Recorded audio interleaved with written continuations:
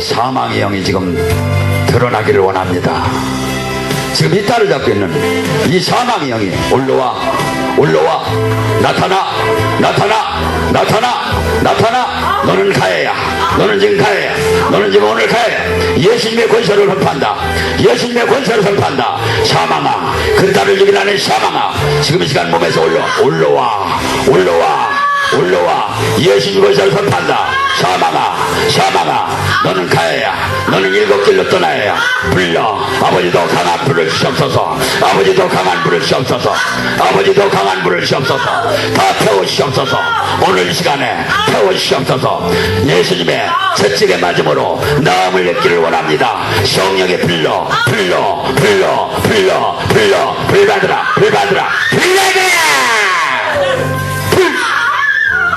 빨리 올라와. 드러나. 예수님 것에서 선포한다. 올라. 나와 빨리. 나와 약한 메시아야. 예수님 것에서 선포한다. 드러나. 나와. 할렐루야. 불러.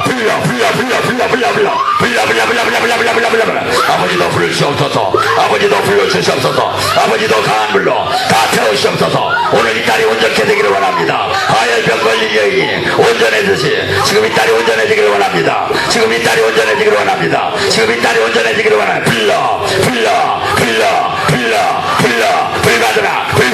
불 받으라. 나와. 이 약한 로시막이야. 예수님 것을 선포한다. 완전히 나와. 이제 다 나와. 머리가 9개짜리. 빨리 나와. 불 받으라. 빨리 나와. 아버지 더 강하게 주시옵소서. 더 강하게. 불러. 아버지 더 강하게. 불러. 빨리 나와. 빨리 올라와. 빨리. 예수님 것을 선포한다. 완전히 올라와. 불러. 이 약한 로시마이가 9가지 다 나와. 지금 나와. 지금 완전히 다 나와. 약한 로시마이가 무너졌다. 현관신이 무너졌다. 할렐루야. 빨리 나와. 다 나와. 할렐루야. 영광. 주님의 영광. 다 나가. 너는 오늘 가야. 7개를 나타나. 이 약한 로시마이야. 할렐루야. 불 받으라. 아버지도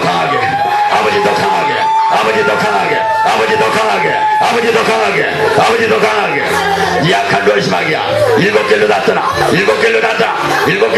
사도행전 2장 1절에서 4절입니다.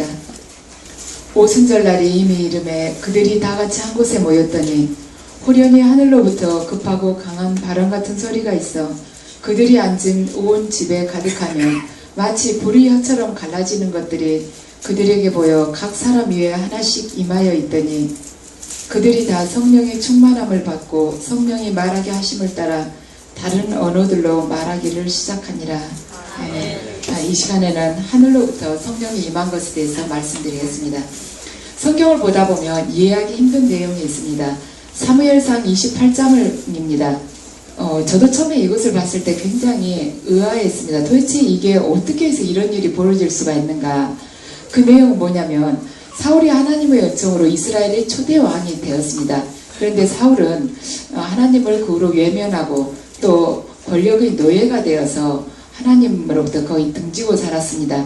그래서 그가 하나님을 온전하게 그 경배함이 없이 부족하게 살았는데 말년에 블레셋으로부터 말하자면 전쟁을 하게 되어 같이 하고 격전을 벌이게 되는데 사울이 그때 보니까 블레셋의 위험이 대단한 것이요. 그래서 굉장히 두려웠습니다. 그래서 하나님을 그때 급하게 찾아봤지만 하나님으로부터는 아무 뜻도 들을 수도 없고 그래서 어떻게 하나 하다가 그 나라에 있는 이제 무당을 알아보라고 그러는 것입니다. 그래서 신하들에게 이야기를 해서 무당을 찾아가서 세상을 떠난 선지자 사무엘의 영을 그로부터 불러내라고. 그래서 어떻게 하면은 블레셋을 이길 수 있냐고 사무엘에게 이제 물어보려고 그런 것입니다. 그래서 이제 그 신하들이 무당 하나를 찾아냈죠. 찾아내니까 이제 이 사울이 다 왕이 아닌 것처럼 변장을 하고 신하 둘을 데리고 그 무당을 찾아갑니다. 그래가지고는 이제 사무엘 영을 좀 불러달라고 그러죠. 그러니까 무당이 자기가 지금 그렇게 말하자면 점쳤다가 죽게 하려고 그러는 거냐고. 그러니까 사울 왕이 걱정하지 말라고 그러죠. 그래가지고 이제 사무엘을 이렇게 영이라고 이렇게 불러냈는데 이 무당이 깜짝 놀라는 거예요. 당신은 사울 왕이면서 왜 나를 속였냐고. 그래가지고는 이야기를 이제 물어보죠. 그러니까 그 죽은 사무엘의 영이 이제 이야기를 하죠. 그 이야기한 것을 이 무당이 그걸 대신 받아가지고 사울 왕에게 전해주죠. 당신이 내일 당신과 당신의 그 두 아들이 그 격전에서 죽게 될 거라고 이야기를 합니다. 제가 이 성경을 읽을 때 어떻게 사무엘의 영이 거기에 무당 앞에 나왔을까? 그 하나님과 그렇게 함께 동행했던 사무엘인데 어떻게 무당이 불러낸다 해서 나타났을까 했는데 그 사무엘상 28장 13절을 보면은 이 질문에 대한 해답이 나옵니다. 왕이 그에게 이르되 두려워하지 말라. 네가 무엇을 보았느냐 하니 이 여인이 바로 무당이 사울에게 이르되 내가 영이 땅에서 올라오는 것을 보았나이다 하는지라. 무당은 자기가 불러낸 영이 땅에서 올라왔다고 지금 그럽니다. 그것을 보면은 이 영이 사무엘의 영이 아니고 거짓 영이구나 하는 것을 알 수가 있습니다. 그러니까 무당도 사울왕도 둘이 다 지금 이 거짓 영에게 속고 있는 것이에요. 전도서 3장 21절을 보면 나옵니다. 인생의 혼은 위로 올라가고 짐승의 혼은 아래 곧 땅으로 내려가는 줄을 누가 알랴. 그러니까 하나님을 경외하면서 살아갔던 사람의 영은 하늘나라로, 땅이 아니고 하늘나라로 올라가게 된 것을 지금 전도서에서 증언을 해주고 있습니다. 그래서 육체의 죽음을 맛보지 않고 하늘나라로 올림을 받은 말하자면 에녹과 엘리야는 그대로 하늘나라로 올라가게 됐죠.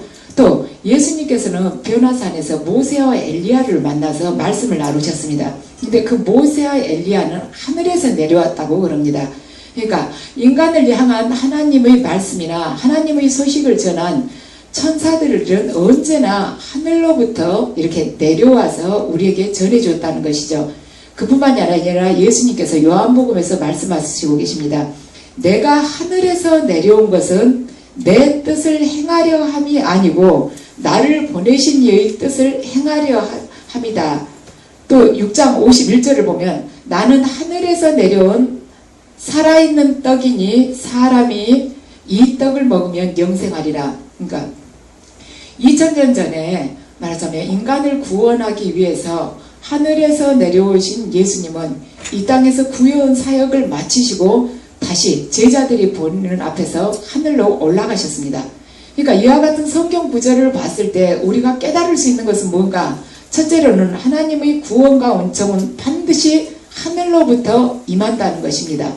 둘째는 그러므로 인간들의 삶의 목적은 이 땅이 아니라 바로 위에 있는 하늘나라에 있다는 것을 지금 의미하고 있습니다.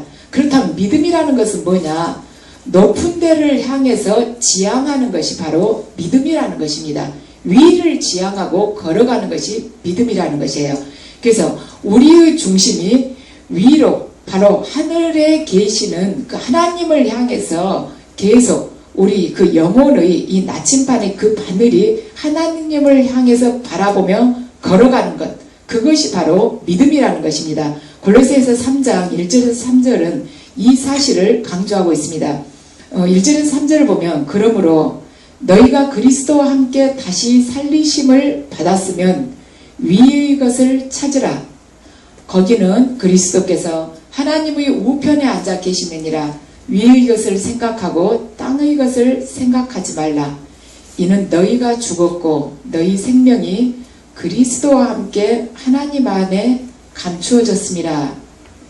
너희가 그리스도와 함께 다시 살리심을 받았으면, 그러니까 너희가 그리스도 안에서 새로운 피조물로 탄생하게 됐다면 반드시 위를 찾으라는 것입니다. 그래서 위의 것을 생각하고 땅의 것을 생각하지 말아라. 너희들이 그렇게 살아갈 때 너희의 그 영적인 생명이 그리스도와 함께 하나님 안에서 감추어졌습니다. 우리의 생명력이, 우리의 이름이 하나님 보좌 앞으로 옮겨졌다는 뜻입니다. 그래서 참된 신앙생활이라는 것은 위를 쳐다보고 위의 것만을 생각하고 위의 것만을 구하면서 위의 것만을 그대로 실천하면서 살아가는 것이 바로 참된 신앙생활입니다. 그래서 위를 향하지 않고는 신앙생활 자체가 아예 불가능합니다. 그건 신앙이 아니죠. 그래서 위를 향한다는 것은 뭔가 우리 마음이 교만해지는 것을 뜻하는가? 아니죠. 우리가 위를 향한다는 것은 그만큼 내가 낮은 자리에, 내가 마음을 비우고 낮은 자리에 있기 때문에 위를 바라볼 수 있다는 것이에요. 자기 스스로가 윗자리에 가 있는 사람은 절대로 위를 바라보지 못하고 아래만 내려다보게 됩니다. 그래서 마음이 높은 사람은 자기보다 높은 사람을 절대로 인정하려 하지 않기 때문에 그 마음이 위를 향하지 않고 도리어 아래만 내려다보면서 아래를 내려다보면서 그 교만에 빠져가지고 스스로 즐기다가 결국에는 자기가 하나님이 되는 것입니다. 그래서 하나님과는 무관한 자가 되게 됩니다. 그래서 우리가 이스라엘 백성들을 보면 에집트의 노예 생활하면서 40년 동안 그 광야 생활을 하게 되죠. 노예 생활에서 출애굽하면서. 그런데 하나님께서는 풀 한 폭이 없는 광야를 거치게 하십니다. 그러나 그들이 그 죽음의 땅과 같은 광야에서 굶어 죽지는 않았습니다. 왜냐하면 하나님께서 매일매일 그들을 먹여주시기 때문입니다. 무엇을 먹여주셨느냐? 땅에서 난 땅의 열매를 주셨느냐? 아니고 하늘에서 매일매일 그날의 양 만나와 메추라기를 주셨습니다. 그것은 무엇인가? 그들이 위로부터 내려오는 은총이 없이는 거의 단 하루도 말하자면 생존할 수 없음을 깨닫게 해주시기 위해서 하나님께서 위에서 만나와 메추라기를 주셨다는 것입니다. 그래서 여기서 훈련을 받다 보면 그래요. 이렇게 상담을 하러 오셔가지고 물어보시는 내용을 가만 들어보면은 이분이 이 훈련을 얼마나 하시겠구나 그게 짐작이 갑니다. 아, 중도 하차 하시겠구나, 아니면 끝까지 민스터미 반석 위에 서서 끝까지 가시겠구나.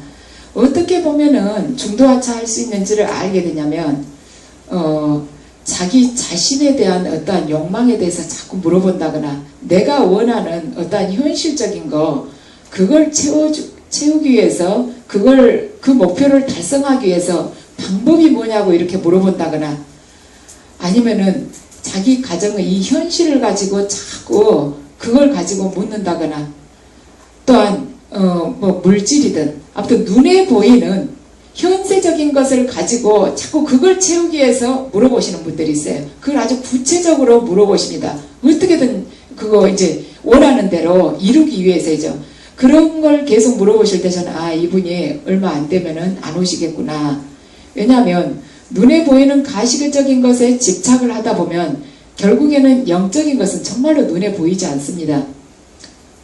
그렇기 때문에 그 눈에 보이지 않지만은 영원한 가치를 지닌 그것과는 거리가 점점 멀어지기 때문에 아, 이분이 지금 자신의 이 코앞에 닥친 이것만 해결을 하기 위해서 지금 계시구나, 조금 있으면 안 보이겠구나 제가 짐작을 합니다. 그런데 하나님께서는 당신께 모든 것을 우리가 의지하기를 원하세요. 보면은 이 광야 생활에서도 그러죠. 하나님께서 그들을 구름 기둥으로 인도하셨다고 합니다. 그러니까 이스라엘 백성들은 구름 기둥이 말하자면 움직이면은 행진을 계속하고 그 기둥이 멈추면은 1년이 올마고 계속 같이 거기다가 말하자면 천막 같은 걸 쳐놓고 그 장막을 쳐놓고 그 생활을 하죠. 그냥 머물러서 꼼짝도 안 하고 민수기 9장을 보면 나옵니다. 구름 기둥이 멈춘 곳에서 천막을 치고 계속 유숙을 하고 또한 이튿날 아침 일찍 구름 기둥이 공중에 이렇게 떠가지고 계속 가게 되면 그걸 보고 계속 움직이게 되는 것이죠. 그래서 한밤중이라도 구름이 움직이게 되면 자다가라도 벌떡 일어나서 또 막 가야 되죠. 밤에는 이제 불기둥이 이렇게 인도를 하게 되죠. 그래서 밤중에라도 불기둥이 이제 움직이게 되면 그들이 눈을 붙이지 못하고 또 따라가야 돼요. 그러다가 구름이 멈추면은 1년 동안이라도 계속 그 자리에 있어야 되는 것입니다. 그러면 왜 그들이 이렇게 하도록 하나님께서 하셨는가? 하나님께서는 당신께서 온전히 의지하는 자가, 당신께 의지하는 자가 되기를 원하십니다. 그들이 그 구름 기둥을 따라가면서 그들은 왜 이렇게 급하게 가느냐? 왜 여기서는 이렇게 오랫동안 머물러 있느냐 하는 식으로 이의를 제기하지 않았습니다. 순순히 구름기둥의 인도를 따라갔습니다. 어떻게 그럴 수가 있겠는가? 왜 그랬겠는가? 왜냐하면 구름기둥이라는 것은 자기들보다 훨씬 더 높은 곳에 있는 것이 아닙니까? 그러니까 하늘 높이 있으니까 그 높은 데서 땅에서는 땅에 서 있는 사람이 볼 수 없는 것을 다 이제 볼 수가 있죠. 그래가지고는 그 구름기둥 위에서는 우리가 어떠한 곳을 동일한 목적지를 간다 할지라도 어느 길을 통과하는 것이 말하자면 길을 가는 사람에게 가장 유익한 것인지, 또 왜 지금 앞으로 나아가면 안 되는 것인지, 왜 밤을 지새우면서까지도 계속 행진을 해야 하는 것인지, 위에서는 앞길의 상황이 다 보입니다. 그래서 바로 그 구름 기둥은 바로 하나님이셨습니다. 그래서 그들은 하나님께 맡기고 그대로 순종하면서 따라가는 것이죠. 우리들의 삶 또한 마찬가지입니다. 구름 기둥이 하늘 높이에서 우리들이 볼 수 없는 그 높은 곳에서 모든 그 목적지를 향한 모든 것을 다 보고 인도를 하듯이 우리 또한 어떤 길을 통과해서 가야 할지를 우리는 모릅니다. 근데 하나님께서 우리를 이 광야길에서 인도하실 때 보면은 우리가 원치 않는 길로 끌고 가실 때 있어요. 하나님은 꼭 내가 정말 가고 싶지 않는 길인데 그 길을 통과를 시키려고 하십니다. 그것이 어떤 길인가? 내가 가지고 있는 세상적인 욕구나 성공이나 성취나 또는 명예를 사랑했다면, 또한 내가 하나님보다 더 윗자리에 놓고 있었던 것, 뭐 자녀랄지 아니면은 돈이랄지, 내가 내 행복한 가정 절대 깨고 싶지 않은 거예요. 이 가정을 위해서는 모든 것을 희생할 수가 있는 것입니다. 그래서 이 가정, 단란하게 살고 싶은 이 가정, 이러한 것이 하나님의 윗자리에 있었다면 하나님은 이 길을 반드시 통과하게끔 하십니다. 뭐냐면 내가 하나님보다 윗자리에 놓은 그 무언가, 그 이삭을 반드시 모리아산에서 제물로 바치게끔 하시는 거예요. 그걸 꼭 깨뜨리십니다. 그 길에서. 그러니까 우리는 막 심장이 찢어지는 아픔을 겪게 되는 것이죠. 내가 하나님보다 은연중에, 나는 인정을 하고 싶지 않지만 은연중에 가장 윗자리에 뒀던 것이 그 옥합이 깨지는 거예요. 얼마나 괴롭겠습니까? 그 길 통과하고 싶지 않죠. 근데 하나님께서는 우리를 당신께서 인도하시는, 당신께서 원하시는 인간으로 만들기 위해서 그것을 과감하게 깨뜨려 버리십니다. 우리 생각 같아서는 조심조심해서 깨뜨려도 덜 부서지게 다시 이렇게 수축하기 좋게끔 할 것 같죠. 하나님은 그냥, 제가 겪어보니까 그래요. 우리 깨뜨리면 그냥 망치로 이렇게 탕탕 두드리면 예쁘게 깨지지 않겠습니까? 근데 제가 겪어보니까 어떤 식으로 깨끗했냐면 그냥 장작 아무렇게나 이렇게 도끼로 패가지고 막 뾰족뾰족 나온 거 있죠. 그걸로 그냥 단 한 번에 탁 깨버립니다. 그런데 이제 제가 그걸 겪으면서 정말 뭐 앞뒤 이거 없는 거예요. 작도로 탁 자르듯이 그렇게 끝내버린 거예요. 그래서 어떻게 이렇게 하실 수가 있는가 하는데, 그분은 그걸 다시 완벽하게 다시 회복시키실 수 있는 분이기 때문에 과감하게 잘라버리는 거예요. 우리에게 서서히 통증을 주지 않으십니다. 아주 단호하게 한 번에 딱 그걸 이렇게 우리에게 말하자면 허락하시는 것입니다. 그러니까 모리아산에서 이삭을 번제물로 바치라 할 때도 칼로 찔러서 거기서 그냥 바치라고 하지 않습니까? 각을 떠가지고. 그러듯이 우리가 원치 않는 길인데 그분은 우리에게 있어서 우상이 된 것이 있으면 그 길에다 놓고 과감하게 깨뜨리십니다. 그래서 그 깨뜨리시고 나서 그 위를 우리가 받고 가게끔 하시는 거예요. 그것들로부터 내가 가장 소중하게 생각했었던 그 이삭, 그걸로부터 완전히 자유롭게 하기 위해서 깨뜨려버리고는 우리가 먼 제3자의 입장에서 그걸 바라보라는 것이죠. 이것이 얼마나 영원한 가치를 갖고 있는 것인가를. 그래서 그 길을 반드시 통과하게끔 하시고, 또 이렇게 쭉 가다 보면은 왜 지금 나아가면 안 되는지, 왜 구름기둥이 지금 1년이나 이 자리가 멈춰 있는지 그걸 반드시 허락을 하십니다. 그러니까 우리 생각 같아서는 내가 문제 해결하러 왔는데 지금 다음 달이면 뭘 꼭 막지 않으면 큰일 나는데, 하나님은 강간무소식입니다. 그러면 계속 영적인 훈련만 시키실 때 있어요. 그리고 또 지금 우리가 대출 받아가지고 더 이상 대출 받을 길이 없는데 절대로 물질을 안 주시는 것입니다. 그냥 그 자리에 나아가지 말고 가만히 있으라는 거예요. 그럼 우리는 숨이 턱턱 막히는 것이죠. 그랬을 때 하나님께서는 우리에게 그 시간을 통해서 우리의 영혼을 정화를 시킵니다.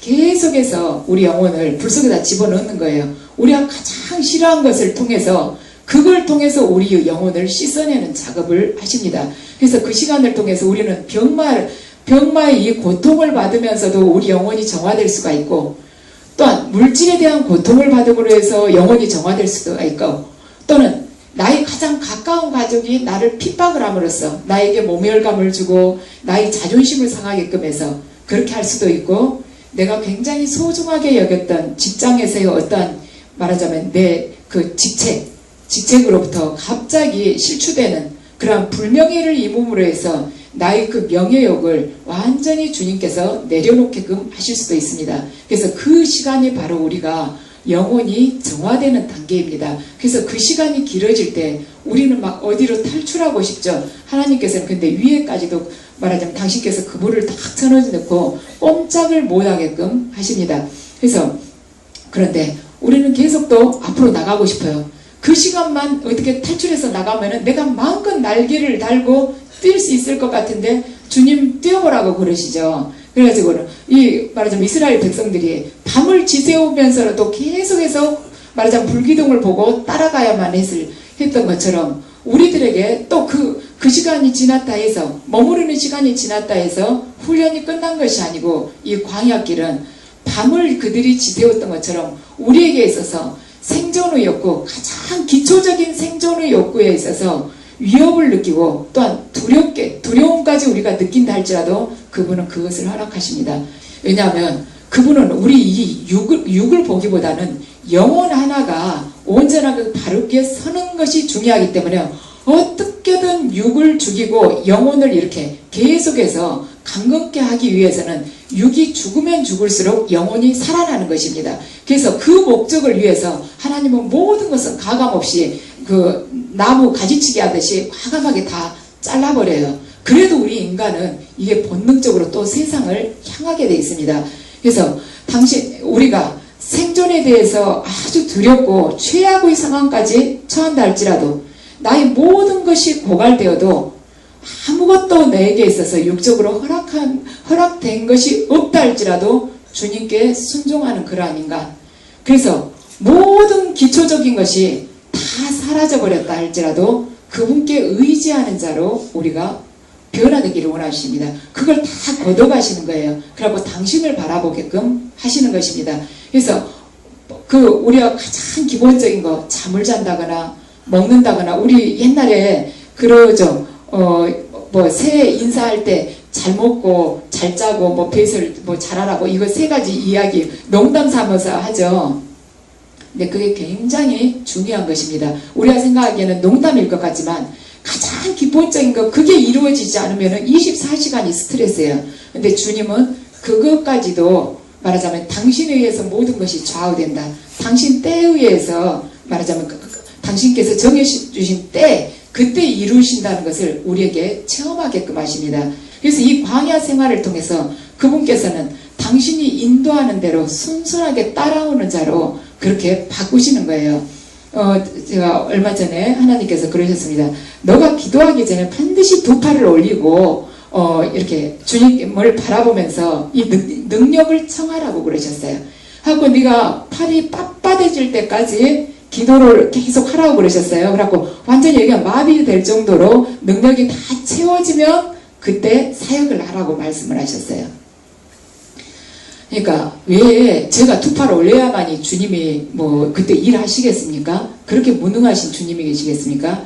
근데 당신이 시킨 대로 그대로 순종하라는 거예요. 그래서 제가 여러분들에게 사역할 때 반드시 말을 해서는 안 된다는 것입니다. 하나님이 그렇게까지 순종하기를 원하시는데 너 두 팔 올리고 기도해서 얘기야. 마비가 완전히 될 때 그때 능력으로 충만해지니까 그때 사역해라. 또는 너 가슴에 손 대고 완전히 충만하게 가슴이 다 뚫리면서 능력이 다 채워지면 그때 사역해라. 왜 그렇게 안 하면 일을 못 하시겠어요? 근데 당신께 의지하는 자로 당신을 경외하고 당신께 무릎 꿇는 자로 그리고 아주 겸손한 사역을 하기를 원하십니다. 그러니까 사역하신 분들 반드시 내 힘으로 되는 것이 아니에요. 손만 얹어놓고 이야기한다는 것은 지금 주님이 저에게 원하셨던 걸 생각하면 얼마나 거리가 멉니까? 그러니까 최대한 집중해서 모든 것 다 떨치고 그냥 몰입해서 주님께 의지하면서 사역하시기 바랍니다. 그리고 하나님께서 당신 그러시죠. 어떠어떠한 것을 표적으로 보여주겠다고 그러시죠. 그러니까 표적으로 보여주시는 데는 이유가 여러 가지가 있어요.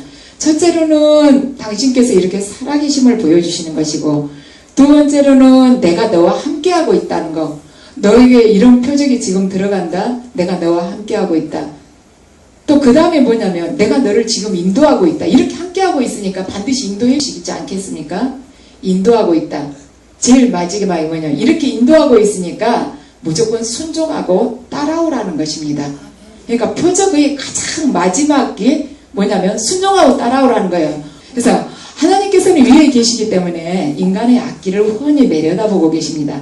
그래서 이스라엘 백성들은 구름이 멈추어 있으면 얼마든지 그 멈추어 있을 때까지 끝까지 같이 천막을 치고 생활했고, 또 움직이게 되면 또 급하게라도 또 같이 움직이면서 이의를 제기하지 않았습니다. 왜냐하면 하나님께서 자신들을 위해서 결정하신 그 모든 것들이 최상의 것이라고 그들이 받아들였기 때문입니다. 그래서 이집트에서 해방된 이스라엘 백성들이 40년간 광야 생활을 하고 그 광야 생활을 통해서 훈련을 완전히 받게 된 것이죠. 그 훈련 받는 이유는 뭐냐면 그들이 말하자면 그들의 중심을 위로 향하도록 해주시기 위해서 그 광야 생활의 그 훈련을 시키신 것입니다. 광야 생활 훈련의 목표는 뭐냐면 그들의 마음의 중심이 위를 향하도록 하는 것이었습니다. 그러니까 인간의 중심이 위를 향할 때만, 또 위에서 부어주시는 하나님의 은총 속에서 살아갈 때만 어떤 상황에서든지 진정한 믿음의 사람으로 살아갈 수 있기 때문에 하나님께서 우리에게 허락하신 그 약속의 땅 가나안에 입성하기 전에 반드시 광야 생활을 허락하신다는 것입니다. 그래서 참된 그리스도인은 무엇인가? 언제 어디서나 그 마음이 하나님이 계신 하늘나라를 향해서 있는 사람. 그래서 참된 교회라는 것은 그 중심이 위를 향하는 사람들의 모임이 참된 교회입니다. 그래서 누가 자신의 삶을 하나님께 기꺼이 기쁜 마음으로 말하자면 산 제물로 내어드릴 수 있겠는가? 오직 위의 것만을 바라보고 추구하며 실천하며 살아가는 사람이 그렇게 할 수 있을 것입니다. 그래서 그 사람만이 자신의 손과 발을 하나님의 손과 발로 거룩한 산제물로 그분께 내어드릴 수가 있습니다. 그래서 그 중심을 위로 두고 살아가는 사람은 이 땅에서 우리가 살아갈 이 육적인 것, 육신이 결국에는 썩어 문드러질 고깃덩어리에 지나지 않음을 그들은 알고 있습니다. 그래서 이 육신은 잠시 한시적인 것이고 영원한 것은 내 안에서 그분을 바라보는 내 영혼이다.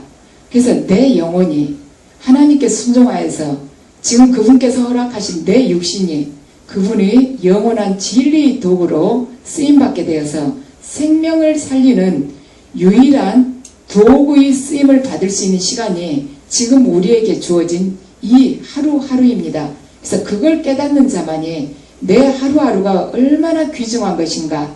바로 나에게 주어진 오늘 하루는 어제 죽은 사람들이 그렇게 살고 싶었던 바로 내일이었습니다. 그래서 어느 묘비에 그렇게 써져 있다고 그러죠.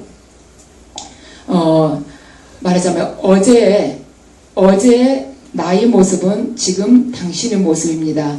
당신의 내일의 모습은 지금 현재의 나의 모습입니다. 묘지 앞에 그렇게 써져 있답니다. 어제 나의 모습이 바로 지금 내 묘비 앞에 서 있는 당신의 모습이고, 내일 당신의 모습은 지금 이 땅속에 누워있는 내 모습일 것입니다. 그래서 지금 우리가 호흡을 하면서 이렇게 서 있는 이 시간들이 우리가 하나님께 충성할 수 있는 마지막 시간이 되는 것입니다. 그 워치만리가 자기 경험담을 써놓은 것이 있습니다. 이제 중국 사람이죠. 주님을 이제 영접한 2000년에 하루는 기차를 타고 어디를 가게 됐어요. 그런데 기차를 여러 시간을 타다 보니까 지루하죠. 그러니까 서로 기차 안에서 이제 승객들끼리 이야기를 나누고 있었는데 어느 승객 한 명이 지루하니까 좀 무료함을 달래자고 자기 가방에서 카드를 꺼냈습니다. 근데 그 카드는 중국 도박의 일종인데 그 카드를 놀이를 하려면은 4명이 해야 되는 것이에요. 그러니까 그 카드를 꺼내니까 나머지 2명이 이 사람하고 딱 의기투합이 됐어요. 이제 3명이 딱 마음이 모아졌습니다. 그래가지고는 나머지 한 사람인 이 워치만이도 당연히 이 카드놀이에 동참할 걸로 생각하고 카드를 이 청년 앞에도 딱 돌리려고 했습니다. 그러니까 이 청년이 이야기를 했어요. 제가 여러분을 실망시켜드려서 죄송합니다. 저는 지금 도박을 할 손을 갖고 있지 않습니다. 그래서 카드놀이를 할 수 없으니 양해를 해주시기 바랍니다 하고 이야기를 했어요. 그러니까 3사람 중에 한 사람이 의아스러운 눈으로 바라보면서 지금 당신 그 손이 있지 않냐고, 손이 있는데 왜 없다고 그러냐고. 그러니까 오츠마니가 제가 지금 분명히 2 손이 있긴 합니다만 이건 제 손이 아닙니다. 이것은 제 주인이시며 진리이신 예수 그리스도의 손입니다 하고 카드놀이를 거절을 했습니다. 그 워치만니는 자신의 육체를 진리의 도구로 주님께 내어드렸습니다. 그래서 자신의 그 사지백체가 의의 병기, 바로 진리 말하자면 병기로 쓰일 때만이 온전한 주님 앞에서 자신이 그 살아있는 그 의미를 발견할 수 있다는 것을 그가 깨달았습니다. 그래서 세상적인 것, 썩어 없어질 것, 주님께서 원치 않으신 것은 자신의 사지백체, 바로 주님의 사지백체를 내놓을 수가 없었다는 것이죠. 그래서 우리가 얼마 있지 않으면 우리는 다들 공동묘지에서 한 줌의 흙으로 사라지게 될 것입니다.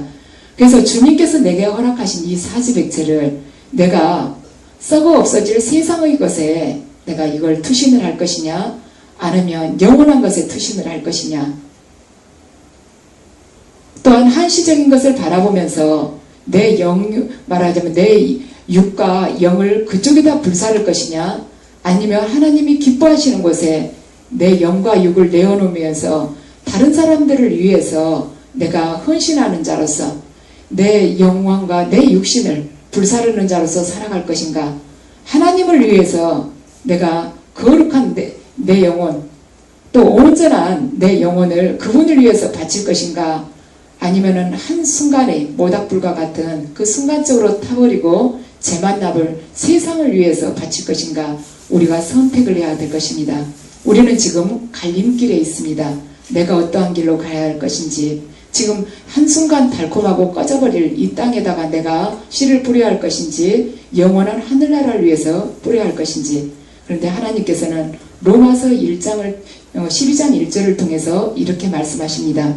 그러므로 형제들아, 내가 하나님의 모든 자비하심으로 너희를 구하노니 너희 몸을 하나님이 기뻐하시는 거룩한 산 제물로 드리라. 이는 너희가 드릴 영적 예배니라. 아멘.